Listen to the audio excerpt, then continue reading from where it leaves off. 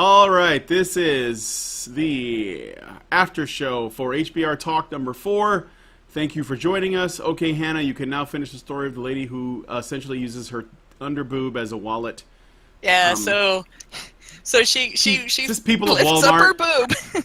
No, Oh, okay. no, this is at a pagan gathering. She lifts up her boob, pulls the money out, counts out what she owes, hands it to the guy who, like I said, was gay.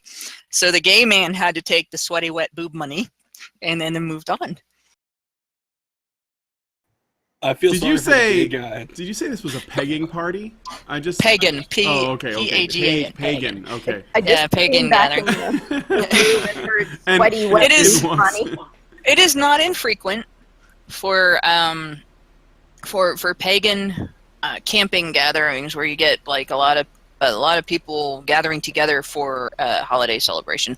There are areas where they'll do that and it's clothing optional, or there'll be like if it's going to be some parts of the festival area are family friendly and other parts of the festival area are clothing optional, and so on. And then this was one of those. One of those what? One of those clothing optional ones. Oh, okay, That's okay. so like this woman had no visible means of carrying her money until, and nobody had any idea how she was carrying her money until she pulled it out from under her tit. Are you saying that she had fat privilege? Yeah, she had fat privilege, clear and present. Clear. She had huge tracts of land. Very huge. present. Very, very present. When she goes to the beach, she's the only one that gets a tan. Yes. Like, gee, those are boobs. At least it wasn't from somewhere else. That's all I have to say. Yeah. Yeah, it could have been from. She could have been. somewhere else. She could have been keeping her money in her ham wallet. She could have had the cash in the kitty. Kept the cash in the kitty. Oh. This is the credit card slot. It's the credit card slut. But So, yeah. Yeah. Bill So- Cosby. Oh shit! My thing just closed. I had the window open with the damn. I'm going to have to go back to the Hangout so I can actually explain what we're talking about here. It just Firefox just crashed entirely on me. Oh, sad I face. hate that. I It crashed hate after Firefox. that story. Yeah, that story was so bad it crashed Firefox. All right, god damn it. Firefox is still better than Chrome. That's true. Like I even did the thing you're supposed to do. What's in your ham wallet? To make Chrome stop eating all of your memory, and Chrome was like, I'm taking it anyway. So Oh my that's god. why I still use. That's the only reason I still use Firefox, because I hate Firefox so much that I would put up with everything else that's wrong with Chrome if it didn't do that thing where it eats all of the memory. Firefox does it too. That's the bad thing.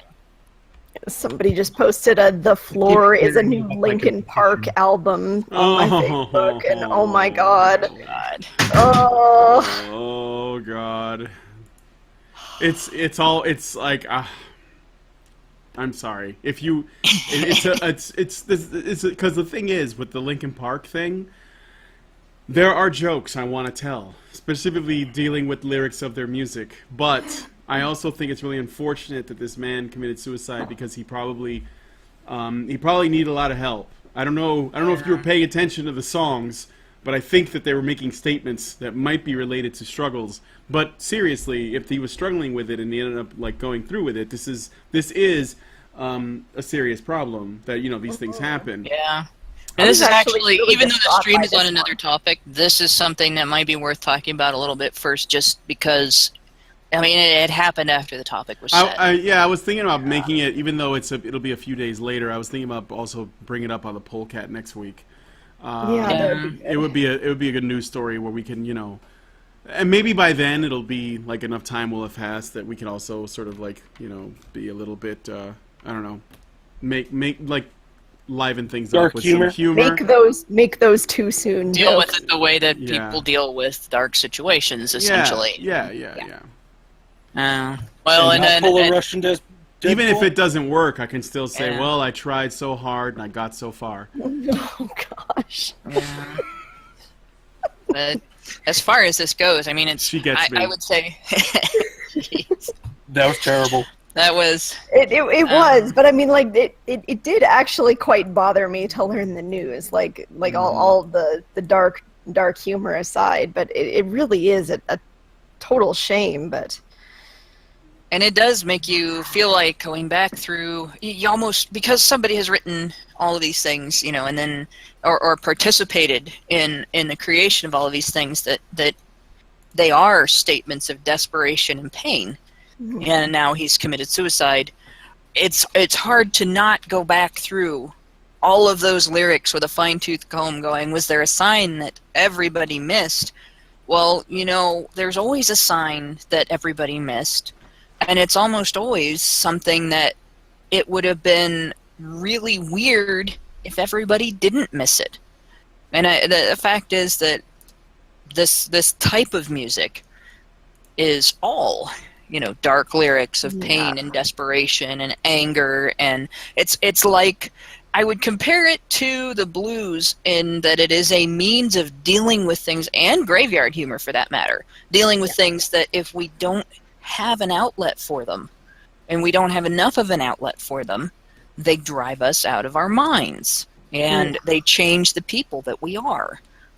Like failing to deal with anger that you have to have carried or are carrying due to a circumstance, that can be very dangerous, because if you don't deal with it, it can slip into other situations. It can actually cause you permanent health problems. Heart problems can come from not dealing with your anger, you know, for instance.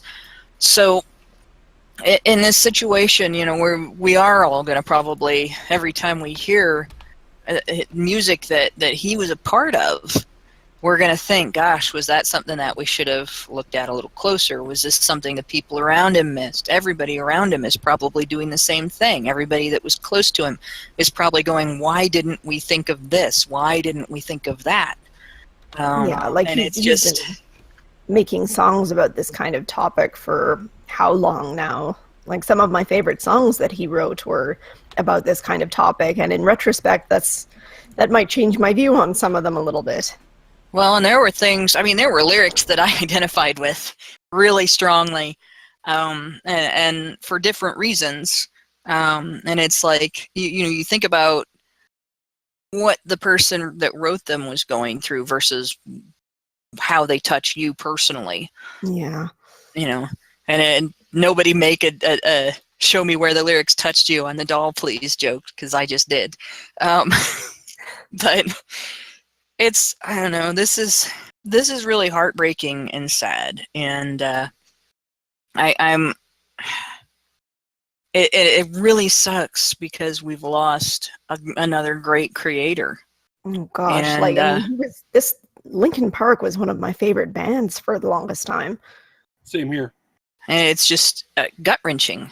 Yeah. But it makes you want to revisit. And the one thing that I would say can be revisited on this is when you know somebody's going through something, when you know somebody's been behaving differently than they usually do. You know, somebody in your life, they've started giving their stuff away, or they've withdrawn from everybody, or you know, something in their lives has changed dramatically, and they don't seem to be dealing with it. They should be very upset, and they don't appear to be upset at all. For instance, something like bankruptcy or an impending divorce from somebody that they were very much in love with, and don't have a reason to really, really want to be divorced from. You know, something like that, you pay attention and you check in with them and be surprised. Sometimes all it takes is just reminding the person that you are there and you are paying attention, and that if they need somebody to help them decide to live, you're that person. Sometimes that's all it takes. Sometimes all it takes is reminding them that if they're gone, it's going to hurt you.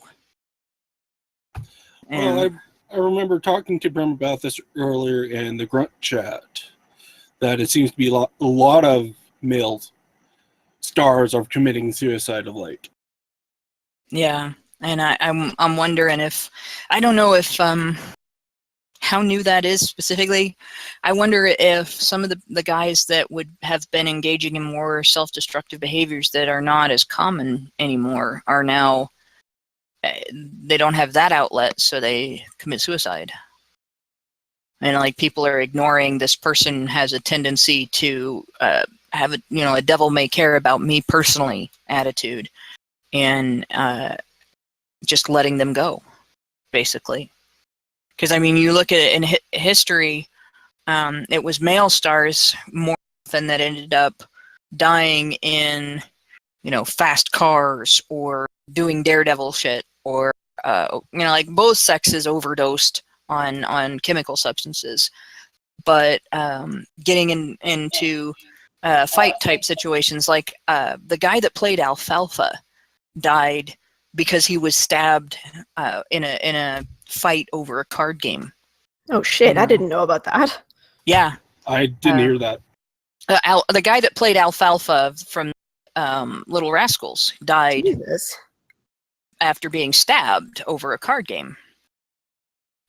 So it's part of it may be the tendency of guys who don't feel, not necessarily don't feel cared about, but don't feel as cared about maybe as the people around them, to engage in more risky and like I said, potentially self-destructive behaviors that have a more of a potential for fatality.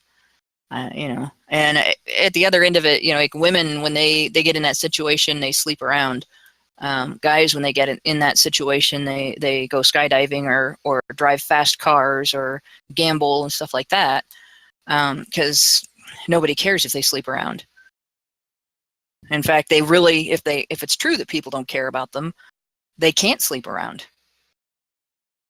So that might be part of it, but part of it might be that taking away of men being able to make their way in the world by being men and being masculine, by accomplishing things, by creating and giving to the world. Like, we've spent thousands of years telling men that's what they have to do to be accepted in the world as productive adults and as having a place in society. And now we've gotten into the 21st century and we have society saying, well, just place. That doesn't mean anything. You're not important. And that might be part of what's leading to it there too. Well, also taking that into factor, how more common it's going to get in the next 5 years with how everything's progressing. We're now saying that we don't want male actors anymore. We want transgender, more women, black women. Yeah.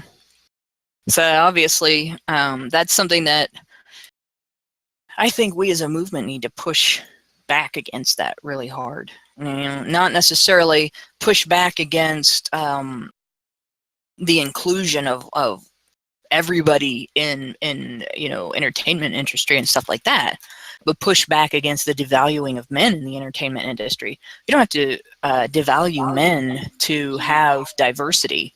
Yeah, And, well, I mean, we can also acknowledge that we've always had that kind of diversity. Like, people are losing their damn minds over the female Doctor Who. It's like, yeah, fuck you, men. Look at you. We'll sure show you. And I'm actually going to do this. This is going to be like the rant that I'm planning on adding to my 1,000 subscriber video. I'm actually planning on doing that right away, but this is basically what I'm going to be talking about. I have a suggestion.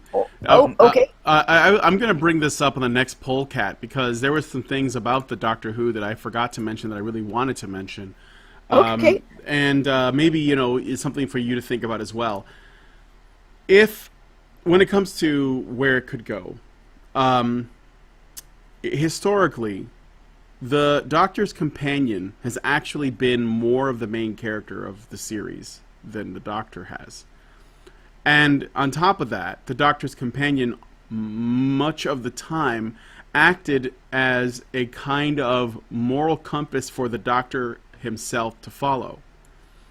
Now, it's no surprise that not only is that true about the companions, but if you look at the history of companions, the overwhelming majority of them have been women. So the women have essentially been, in many ways, the main characters of the show, and on top of that, the moral center, the moral compass of the show. Because the Doctor is alien, and sometimes he needs guidance. He needs to be reminded why he loves humans and why he wants to protect them, and the companion does that. So Well, that was made more clear in the last 2 seasons too. Yeah, that he needed that companion. Yes, but I mean, they're always talking about the dynamic of the companion, which is a human most of the time, and the Doctor, who is obviously alien. And not only alien, but far removed from humanity because he's immortal, he's from another planet. It should be something that impacts the personality. An alien wouldn't act like us at all. So Yeah, that's true. Particularly not an immortal one. No, not an immortal one that's lived for a really, really long time and it's seen so much, right? And knows what's going to happen and all this, borderline omniscient. But here's the thing that I think would be really interesting and maybe something for you to think about. Maybe you mention it on your own video. This choice to cast a woman as the Doctor has potential to explore fiction writing territory that is extremely rare, if not never done. I'm assuming that it's probably been done, though, but it's probably been rare, or at least in recent history. And that would be is if they made a companion male. If they make the companion male and they do the same thing, they make the companion the moral compass, the reason that the Doctor has compassion for humans, because they would have to have compassion for this man. Okay? If they did that, then they would be really onto something interesting. And I actually think that would actually take it in a whole... they would be able to actually challenge themselves. I don't expect... I don't expect they would do that. That would be a good idea. I don't see them doing it because they can't present a woman as immoral, unethical, unholy cow. Oh my goodness. Not today. Not today. Yeah, they could. There was a time where they could do that. And they could also make them the butt of the jokes, which the Doctor often is. They could, because he's weird, right? So there's this fish out of water thing where you basically use the fact that they're in, they come from another planet, and they don't know everything about humans or human nature or human culture. And you use that to make jokes at the Doctor's expense. They've often done that. And so if they would do that with this new one, this woman... then that would be, more ways to make it interesting. I don't expect that they will, because I think that this probably not. If anything, this is likely going to be used to essentially soapbox speak about shit. But if they did, though, I'd be the first one in line to congratulate them, and I would certainly say, "Holy shit, guys, you impressed me and surprised me." But that would be something I would suggest. I haven't actually watched the show almost at all. I think I've watched maybe one episode, if I'm being perfectly honest. But the thing that really bothered me about it was just the way that people are coming at this, the way they're saying, "Oh yeah, fuck you, men," when there have been so many beloved female characters. Not only that, but when they interviewed in the past, whenever they interview a new actor to play the Doctor, the actor is often talking about playing the Doctor, his hopes and his excitement, and maybe he's, talking about the legacy of the character, because the show's been on for over 50 years, and they're always talking about it in the context of, I hope I can do this character justice, I'm looking forward to it, I know that this is a character with a long and, a long history, and it's had a massive impact on our pop culture, and all these great people have played the character before, and I hope that I can do it justice.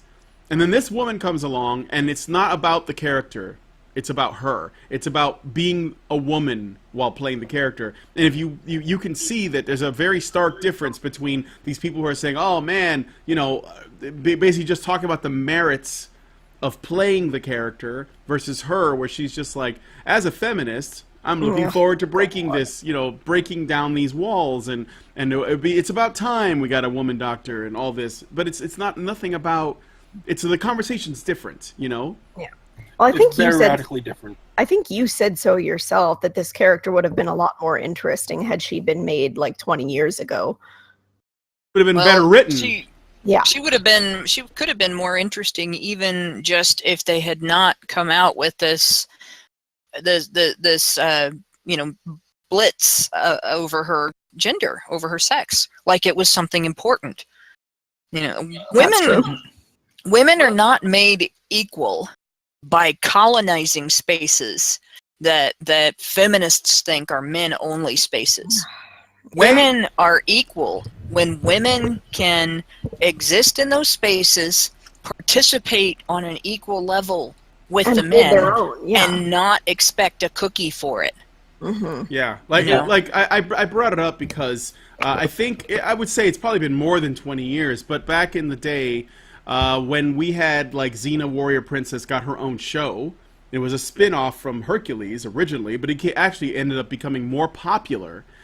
I don't think anybody was doing the whole like vagina worship shit back then. It was popular because people liked it. That was it. There were people that did that, but it wasn't why it was popular. It was popular because people liked it, but of course there were feminists that were taking credit for it. Yes.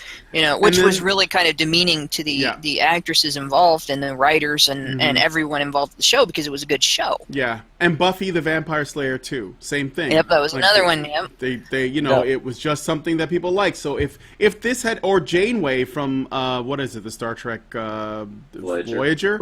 Yeah. If there were likely ideologues that were claiming any stuff, but it wasn't as much of a sell back then, or at least it wasn't being used as a sell as much. And that's why I say if Doctor Who made a female doctor around that time period, then people would have been fine with it. And it wouldn't have been a big stink made out of it.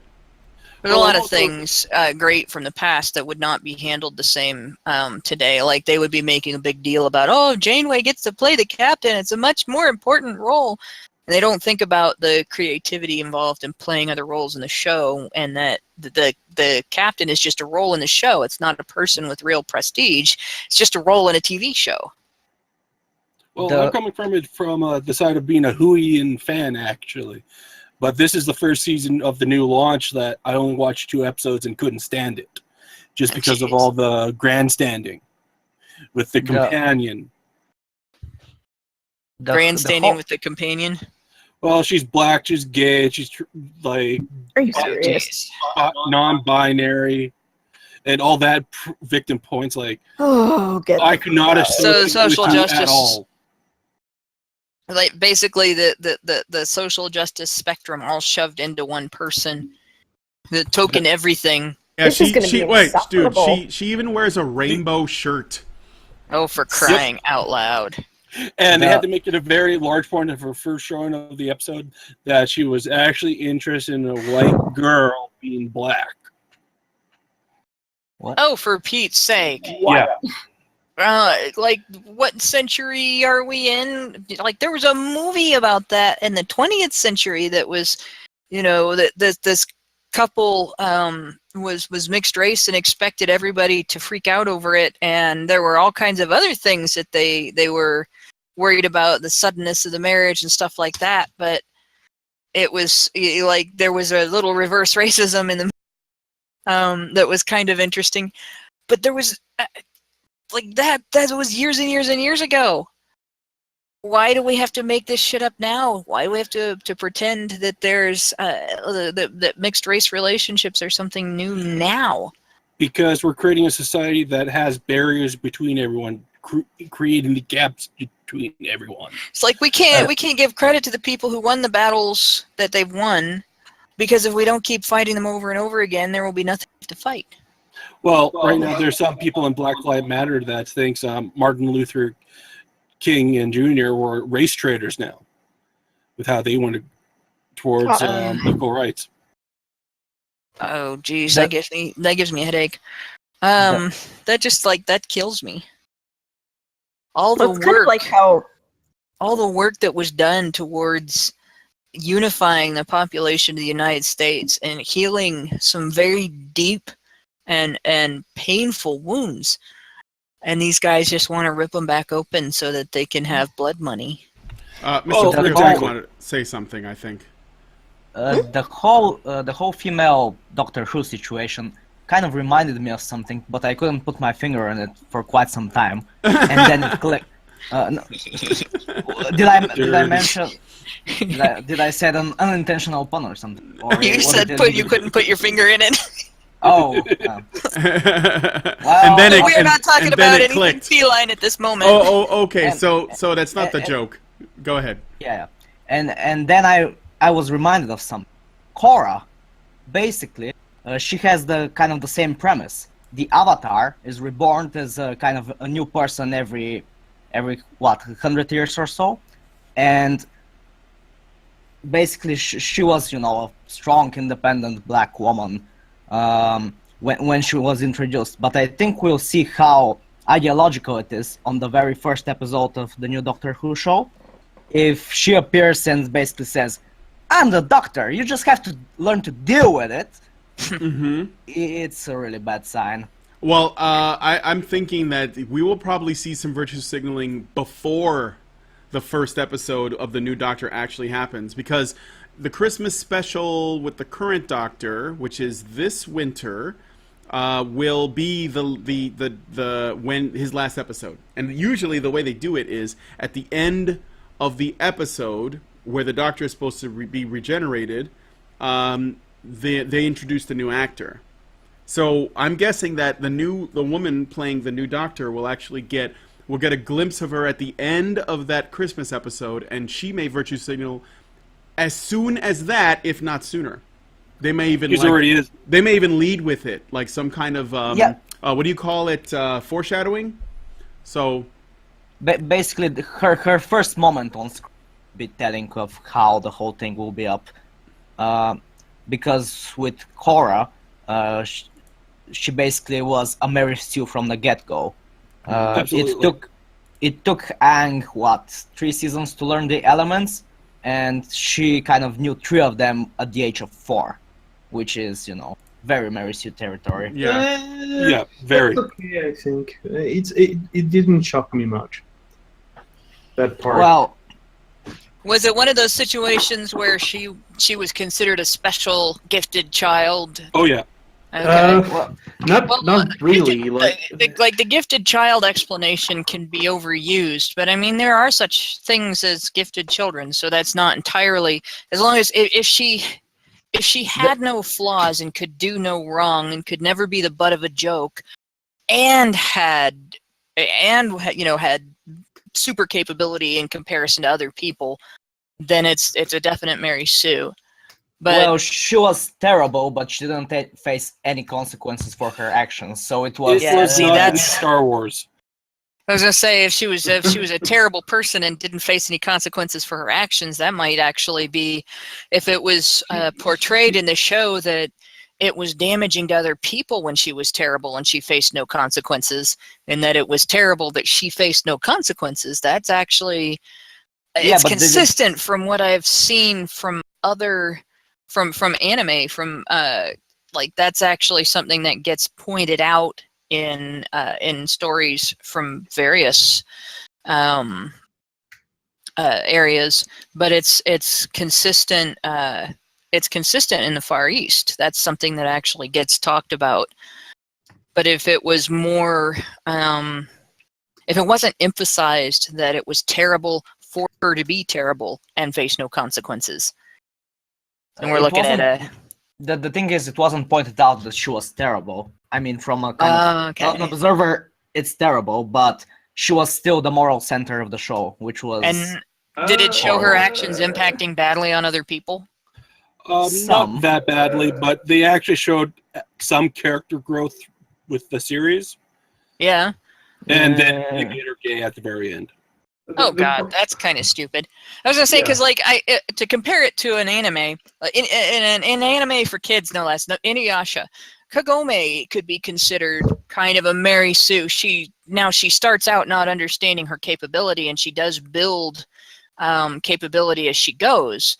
But she does, like, she and the main character Inuyasha end up defeating things by accident in the beginning, in part. So there's some Mary Sue to her, and she has terrible behaviors, but it's done in a comical way. but the anime does portray her terrible behaviors as having impact on the people around her, and there are times when she ends up condemning herself over her terrible behaviors, and she has growth. But it's an anime for girls, written by an adult woman who's well, it's for girls and boys, but I think it's more for girls because there's seems to be romance in it.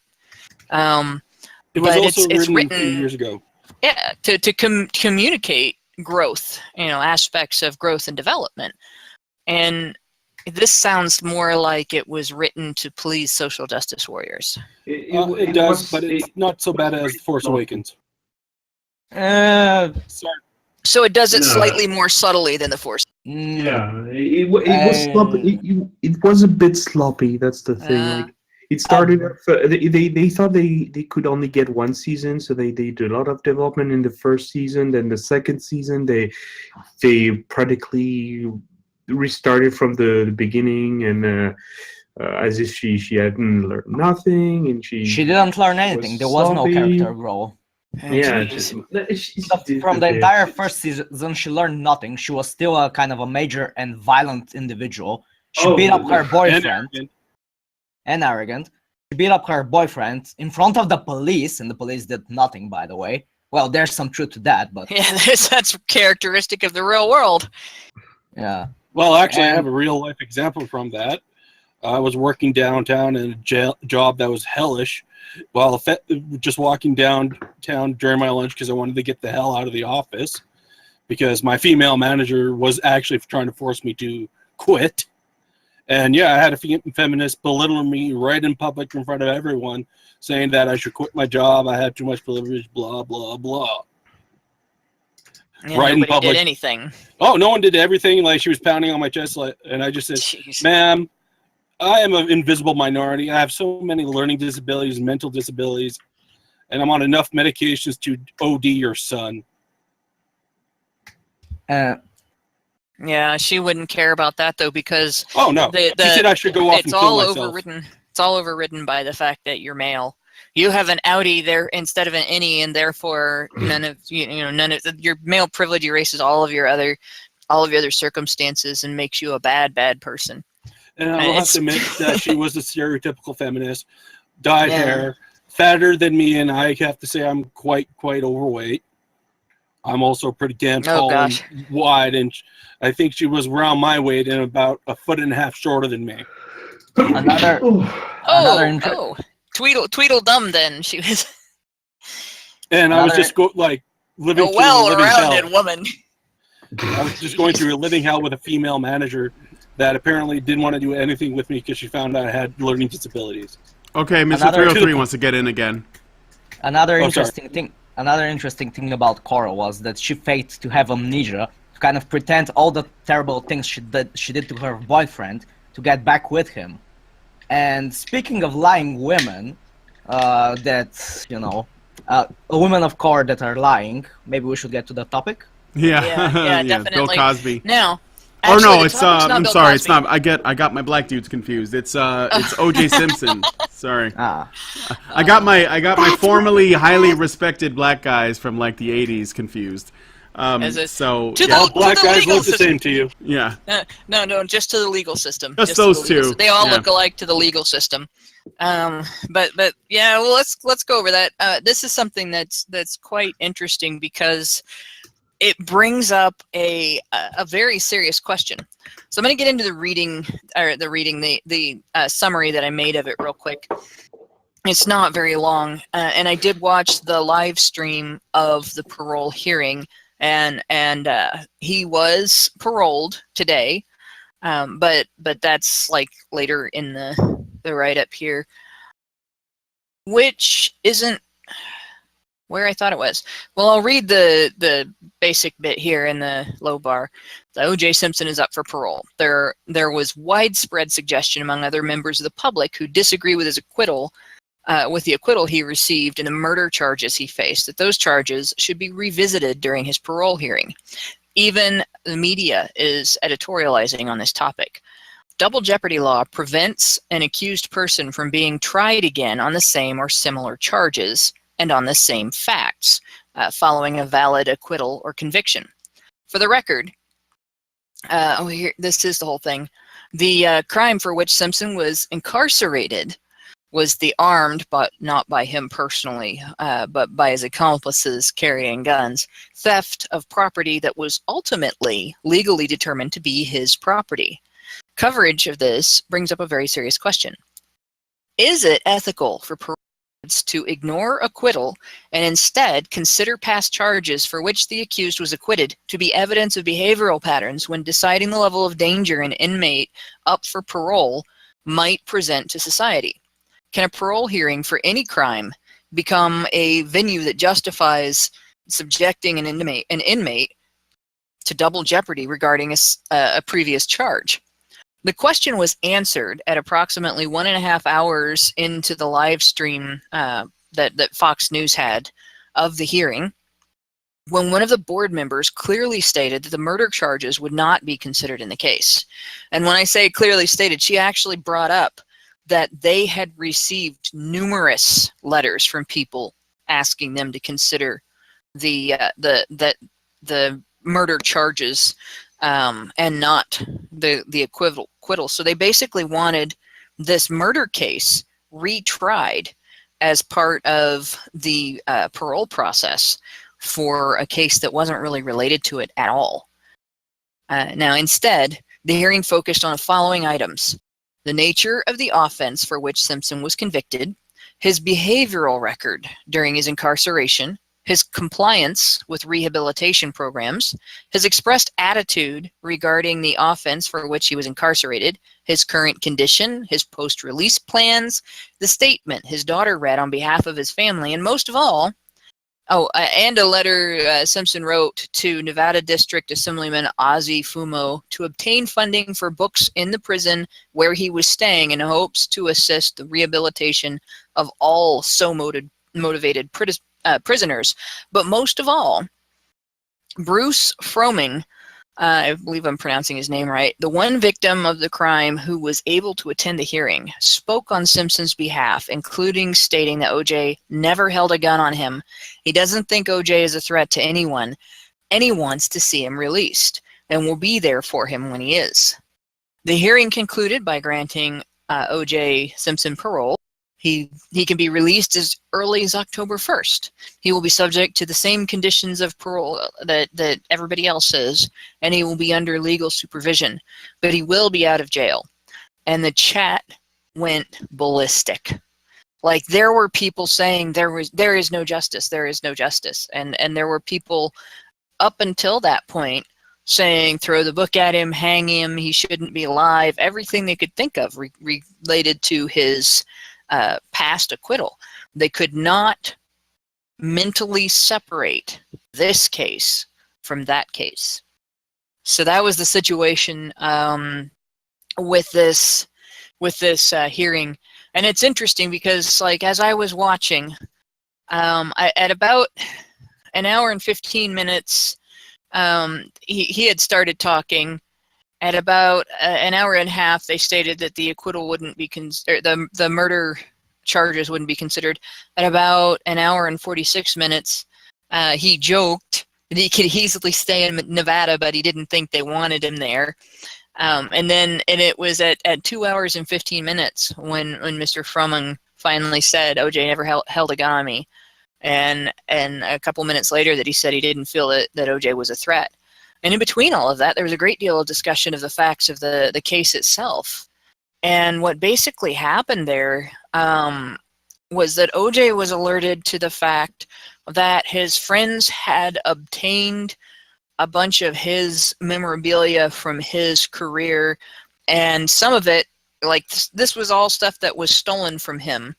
Some of it was things, or that was auctioned off, but some of it was stuff that was family pictures, and things that belonged to his kids, things that belonged to his parents, and stuff like that. And he went to meet with them. He didn't break in to their home. Everybody talks about this as though he had broken into somebody's home to burglarize it. He didn't break into their home to burglarize it. He was talked into going to meet with them, and then he was talked into taking security with him. And it was the security people that he didn't really know that basically turned it into a robbery. They were the ones that brought weapons. They were the ones that held weapons on the people involved. So they turned it into a situation of conflict where it didn't have to be. And it was in hindsight that Mr. Simpson said, I really should have not agreed to bring those guys with me. I should have handled this better. I screwed up. This was my fault. And the impact on the people involved was traumatic. And for that, I'm very sorry. But I promise you that I didn't go into this intending to commit a crime. And it was interesting to see him talk about it in those terms, because the story that's been put out there and everything was that this was evidence that he must be guilty of the murders, because here he was committing another act of violence. And it turns out that the actual violence involved in this all came from people that he hadn't even initially wanted to take with him. So there's the story. That's basically how it ended up, that the parole board decided that no, the previous charges shouldn't be considered because he was acquitted.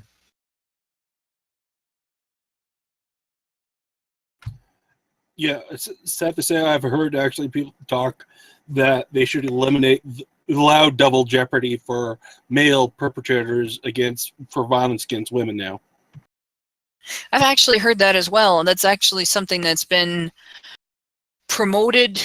It's already been done in universities, but I mean, it's been promoted using the system that has been set up under the Dear Colleague letter as a precedent. They're promoting it in California pretty heavily. Which I find terrifying. Yeah, it is terrifying.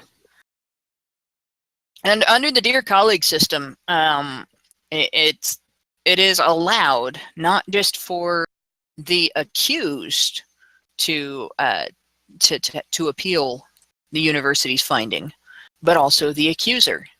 So if, say, Emma Solkowitz had decided to appeal, and I don't know if they did this or not, but if Emma Solkowitz had decided to appeal, and Nungesser could have been subjected to a second hearing, you know, it would not have, there's nothing that would have prevented, there's no double jeopardy rule that would have prevented him from going through that second hearing.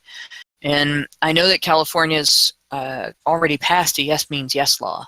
That the people involved in dealing with it are saying, we don't even know how to administrate this. We don't even know how to prosecute under this. This law is so messed up, it's not even a working law. But it's already been, or it's already being promoted that it's working so well they should adopt other aspects of the Campus Save Act and the Dear Colleague letter. So that's, I guess, another reason why we need to push back when it comes to this type of accusations for due process. We need to push back for evidence-based process and not making convicting the accused the goal. I totally agree with that, but again, it's like making sure people have appeal process, just like you spoke with your previous show. Women lie. Yeah. And they might just do it because we know we can get away with it. Oh, this guy pissed us off or whatever. Yeah, that's true. And it's another reason why for due process to include repercussions when somebody lies as part of the process. Like this is a big thing for me, because nobody should ever be convicted of something they didn't do, because the court system made it easier to convict them than to acquit them. That if it happens, like it shouldn't happen anyway, but there are going to be circumstances in which the wrong thing happens in court sometimes. We'll never get to a situation where nobody ever is wrongfully convicted and nobody ever is wrongfully acquitted. But we should not be in a situation where the reason one of those two things happens is that there was evidence excluded that would have made a difference, or the emotions of the people involved were allowed to rule the court, or after being acquitted, the accused was subjected to double jeopardy. None of those should be the reason why this stuff happens. So that's, like I said, this is a big fight for us. This is something that, out of everything, the movement exists to evolve, to address. I think there's two things that are paramount. One of them is due process, and the other one is equally shared parenting.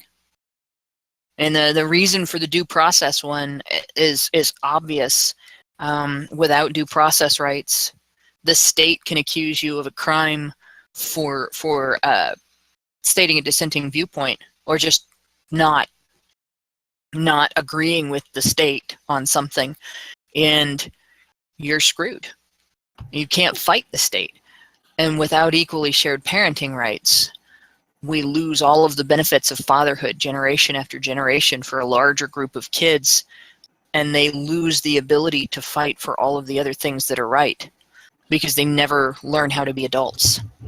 Well, that's absolutely true. Like right now, women can totally lie on the stand under oath and not be charged with perjury. Because if you lie, in my opinion, if you lie under oath while you're giving testimony and you can prove it in, well, yeah, you know you're lying, you should be charged with perjury automatically. Yeah, I think there are countries where that's done, and it does dramatically affect the frequency with which lying takes place in court.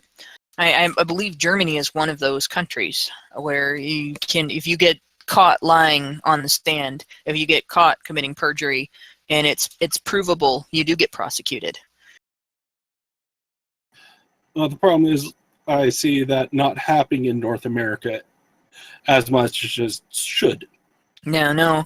Depends on what you do. Or, well, if you falsely accuse somebody of a sex crime or of domestic violence, then if you lie on the stand, you can get away with it.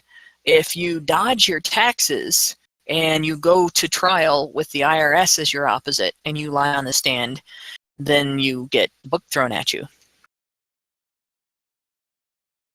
Absolutely. And sometimes you can be totally innocent with the IRS or even Canadian revenue and still be screwed over for years on end. Yeah. Actually, my grandfather, when he was still alive, but he was old and infirm and living with us, the IRS decided to ignore his payment of taxes one year. And he didn't just pay a little bit, he paid a fair amount. And they were so threatening. And I mean, he was 90 at that point. They were so threatening, and they had my parents in such fear that they paid the taxes a second time because they were afraid that the IRS was going to have my grandfather thrown in a jail cell where he would end up dying before the whole matter could be straightened out. And it wouldn't matter that this is another situation. The IRS, they don't face any, the people working there don't face any repercussions if they're abusive. So if you prove to them that you paid your taxes and they still go after you and they bring a case to court and it is a completely frivolous case, they get away with that. It's the only other instance where it can be found in court that a case is entirely frivolous and the people who brought it face no repercussions whatsoever. And as you can see, it demonstrates very clearly how dangerous it is to have anybody exempt from prosecution when they bring a frivolous case or when they lie in the courtroom, when they present false evidence and so on. Well, this one case with, I just know in the United States because of Facebook news post of this man that spent 7 years in prison, and yeah, it was proven beyond a reasonable doubt that she lied, and he spent 7 years in prison. Yeah, yet and she hasn't faced any repercussion, even though she's done the same thing to multiple men before and after she got him in prison. Yeah, and this is, once again, this all goes right back to how vital it is that we push for due process rights and that we push for repercussions when lies and false evidence are used against somebody in court. And that was part of what was used in the 7 Years in Hell case. The vexatious litigant in that case, the woman who was bringing charges over and over again against my friend, one of the things that she did was claim that he called her. He made a phone call when she had a restraining order against him, and she brought in an audio tape that she claimed was a tape of him calling her. She claimed she used her answering machine to tape the phone call. And when she played that tape, the prosecutor listened to the tape after listening to him speak, and the manner of speaking was so far from him. The voice was different. The accent was different. The tone and timbre of the voice were different. The prosecutor dropped the case. But for her creating false evidence, her falsifying evidence for this case, not a single thing. Well, I had one friend that, for the paternity test, he had a live-in female tenant that tried to get, extra benefits. Always thought he had money up the wazoo because he came from money. He didn't. And then went to court for, child support. Assumed that he paid for his own lawyers, and no, it was his old employer's lawyers, because they were there with a court order for a DNA test to prove that it's his child. He got a settlement from his previous job because, he had an accident and he got sterilized. Oh. And it was proven that he could not have children. Those stories are always the best rage boners. Yeah. And she testified that, she had sex with him, blah, blah, blah, relationship. And no, here's my tenant agreement. She was a tenant. Mainly because I don't stay there all the time. And no repercussions. Yeah, that's the bad part. No repercussions. She didn't get what she wanted, but she didn't get penalized. It wasn't for the fact that it was his past employer's lawyers, because they wouldn't. It was a large settlement for that company, and if they had proof that he could have kids, they want that money back. Yeah. I feel like they shouldn't even be able to do that without some sort of guaranteed paternity. I don't see how anybody should be able to just demand that some stranger be able to be forced to pay for this child that they had nothing to do with. Well, that's another perversion of law.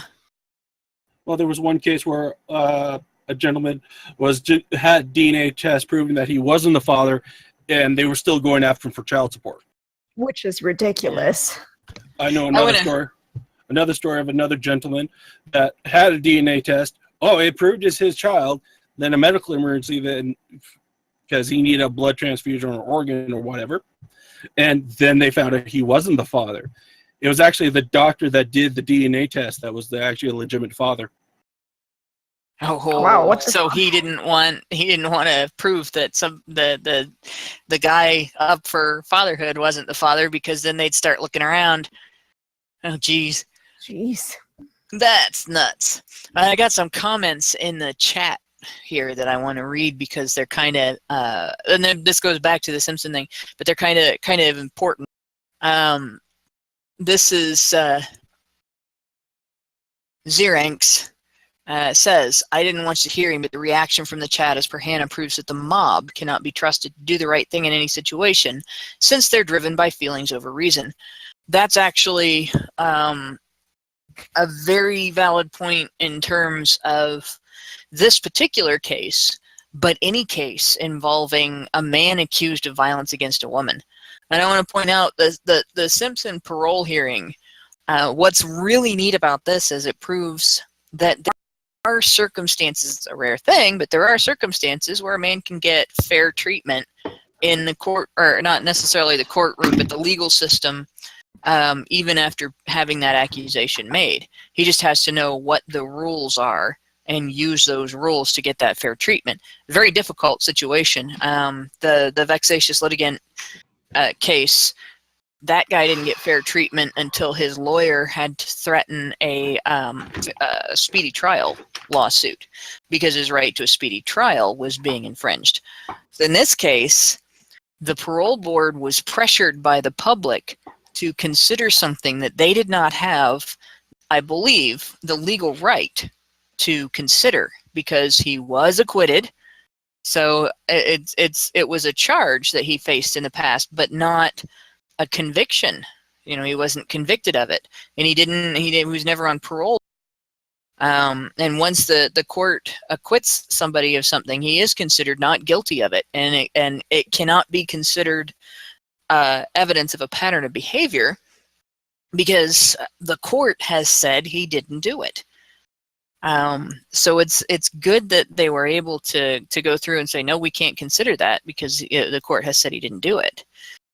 This is something that I guess we could say it's a bit of a victory, regardless of whether you have the opinion. I know a lot of people do consider Simpson guilty of a guilty murderer that got away with murder because he wrote he tried to market a book idea, how I would have done it if I had done it.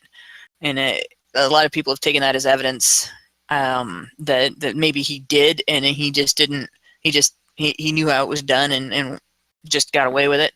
There's people that have taken other things he said and did as evidence. There are people that took this conviction as evidence as well. Personally, I would say my jury's still out on this. I don't think it was proved that he did it, and I don't think it was proved that he didn't do it. But I do think he's a 70-year-old man who spent 9 years in jail and appears to be rehabilitated. And since he was acquitted, it's done and over with. Well, the the same time that you're rehabilitated is when your correctional officers are willing to vouch for you. Yeah. Well, in his situation, they were. I think this was a situation, not just the correctional officers, but the crime victims were willing to vouch for him. So it's when your crime victims are willing to vouch for you, you can't ignore that. But no, you can't.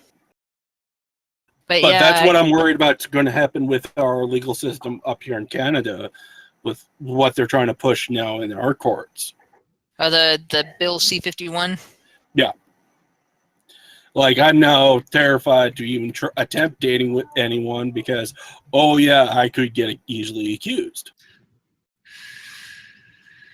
Yeah, that's a situation in and of itself, and that's something that, like, the only answer to it again is, the people have to push back. This has to be something where the citizens of the country look at the wording of the law, share with each other information about what's wrong with it, and then push their legislators to. It hasn't been approved yet, right? It hasn't. No, it hasn't been Hasn't approved passed? at all. But then again, you have like the It hasn't loud passed, right? minority. No, it has not to my knowledge. Yeah, You so have they the need to loud push minority against it. pushing for it. So they need to push back. There needs to be a loud majority saying, "Don't do this. This is wrong." Otherwise, the legislators only have the minority to listen to. Well, we also have a prime minister that listens to the minority and caters to them heavily. Well, now, does your system work similar to the U.S., where the legislators pass the law and the prime minister signs it and it becomes law? I believe so, but since our prime minister is just another member of the party, basically it's majority rules. Right. Then again, but I could be wrong on that. He can't single-handedly make law without them. Well, he can if he says they all have to toe the same line, because that's happened in the past. No, but they vote, right? I mean, Yeah, what they he's vote, basically but done is manipulated them into voting the way he wanted. basically, but yeah. then again, you look at his cabinet so far, like, we have to have a 50-50 cabinet because current year, even though the people on his cabinet have been proven that they were unqualified to be cabinet members. Well, what I'm saying is the public needs to get enough, basically get enough communication going with legislators. Like, even if the prime minister's mind cannot be swayed, if you get enough communication going with legislators, right now they're getting pressure from their prime minister, and they're getting pressure from that vocal minority. Those are the only pressures they're facing. If those are the only pressures they're facing, that's the direction that they're going to be pushed. If they face equal and opposite or greater and opposite pressure from people who oppose the legislation, then they are more likely to feel comfortable bucking the authority of their party head and voting the way the people that are their constituents want them to vote. That's something that with legislators, they don't just deal with the party approval. They also have to deal with the fact that they've got to run for office every so many years. And if they do something that pisses everybody off the next time they run for office, they're not going to get elected. I don't know if you have a system in Canada like you do in the United States, but if they piss the public off in the United States enough, people will push for recall. You can start a petition to recall an elected official and pull the elected official back out of office. And then either the party or the people have to replace that official. No, we don't, sadly, because if we had that right now, Trudeau might have been pulled right now with what he did with, what was that Muslim's name? Omar. Yeah. Because even 65% of liberals are against that, the $10.5 million settlement. Has anybody looked into it to see if there's a system wherein... Well, we do have a non-confidence vote. See, a non-confidence vote might be... but that only works if you have a... What was it called? They have a majority of chairs, so a no-confidence vote will never happen. No. A majority of chair is... They have more of the... legislative power. People that the prime minister will always have the confidence of the House, essentially. I see. They would have to have a minority the legislators government. have to. Yeah, the legislators have to vote. In other words, to remove it. It's not the people.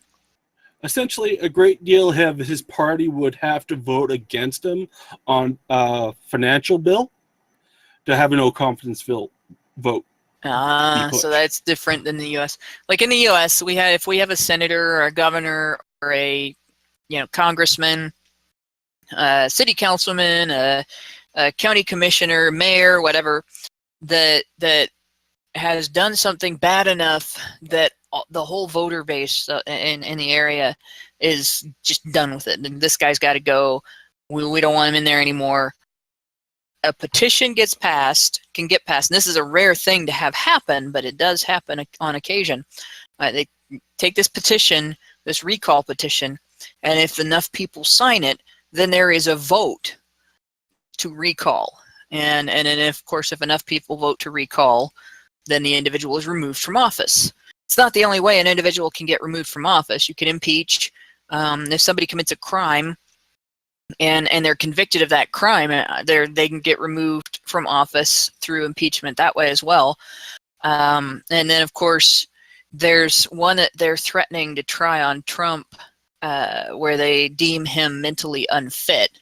And it's basically, that traces back to the idea of what if Kennedy had survived being shot in the head, but had suffered catastrophic brain damage and been unable to execute the office of president, the responsibilities of the office of president. Well, then again, you have to say, what do you consider mentally unfit? Yeah. Because I doubt Hillary Clinton would pass that test right now. That's true. And so what they're basically trying to do is use something that was considered because of the possibility that like the majority of someone's cognitive capability could be destroyed by a bullet and they might still survive, and then use it against somebody for having beliefs and ideas that are different from their outlook on the, and say that makes him mentally incompetent. It's essentially the same mentality under which people of certain belief systems have said people of other belief systems shouldn't be allowed to vote or hold office or hold positions of authority, be CEOs of companies and so on. because they must be crazy because they believe this thing that I don't believe, and I believe this thing that they don't believe. But going back to what you said about like having a senator pulled, they did try to do something similar in southern Manitoba with all the border jumpers. Yeah. But that never went anywhere, and they got to the point where there was a family killed by a border jumper, and several break-and-enters about that too. So now we have a militant group there that said they're going to defend the borders from these people. Oh, that's great. That could go well, and that could go very badly. And they've openly said that we'll shoot anyone that we think is jumping the border, because we now have cartel people from Mexico going through the United States rapidly and just crossing the border at any place. And, oh, yeah, they get all the refugee status stuff. Oh, yeah.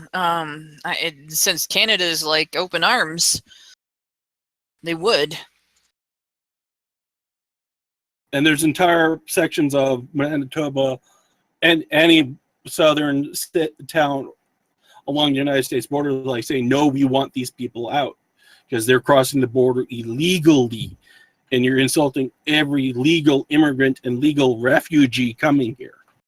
You guys are going to end up with the same fight on your hands that the United States has had over the last 50 years. But, of course, we've gotten back off of the topic of OJ. And I think we've pretty much said everything that can really be said about this. I mean, it is a victory for due process. They didn't subject him to a shadow of double jeopardy. They listened to the testimony in front of them, and I think the finding was quite fair. Well, yes, I think it was quite fair, and just actually watching the whole thing again, it was very justified, and I'm actually sickened by all the backlash that, no, they should have kept him in prison because of what he did before. Yeah, that definitely brings it home pretty hard that we do need to have a justice system, and that mob justice isn't justice. Well, back to mob justice, like, look what happened at Evergreen. Yeah. And now the staff's now telling them, yeah, you guys kind of broke some laws or could have broke some laws with what you did. Yeah, kind of. I've been following it very closely because, yeah, I kind of work in a post-secondary institution. Okay. And from the educational side to operations, it's like night and day. And when you say from the educational side operations, what do you mean? Education is more liberal, but because I'm working a facility in operation, so I'm responsible to make sure the university stays operating. Oh, okay. We're called conservatives. Like, we really don't care if you're whatever thing, as long as you're able to do the job, you're working well with your coworkers and all that. Okay. And I wouldn't say we're a highly liberal campus, but yeah, it's getting more and more. That seems to be an issue, though, at post-secondary institutions across the world. That it's liberalism, not the classic liberalism, but the progressive liberalism that is essentially the cause behind a lot of this. That's pretty much taken over post-secondary education system. But I think we can probably conclude. Yeah, I think Simpson's done. Brian, are you still there? Yeah, I'm here. Should we wrap up? I think we can wrap up the stream. Okay, so I'm going to go ahead and close this out. Thank you for joining us on the After Show.